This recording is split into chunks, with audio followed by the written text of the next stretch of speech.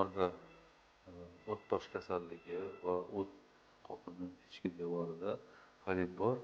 Bu bemor qopini olib tashlash operatsiyasi bajariladi. Ya'ni polisistektomiya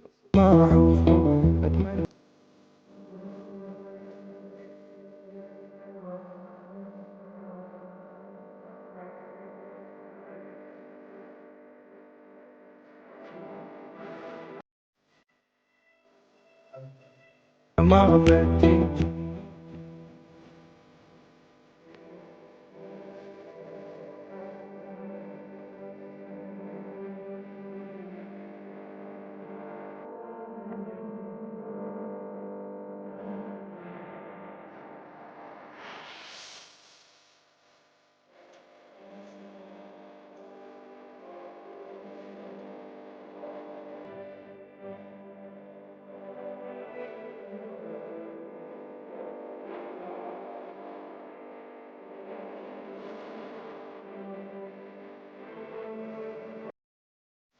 Hammaga rahmat.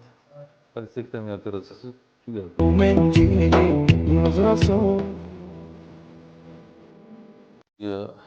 Yakunlandi. Qilingan ishlar o't qopini qorin oldi devorini deyarli kesmasdan laparoskop apparatida olib tashlandi. O't qopini toshlari bilan. Bemor ahvoli yaxshi. Qorin oldi devoridagi choklar deyarli yo'q, chunki kosmetik choklar qo'yilgan. Bu esa operatsiyadan keyin bemorda ancha olib borishda yengillik tug'diradi, og'riqlar kamroq bo'ladi, deyarli bo'lmasligi ham mumkin. Qorin oldi devorida katta jarohat bo'lmaganligi esa bemorda tezda mehnat qobiliyatining tiklanib ketishiga asosiy sabablardan birisi bo'ladi.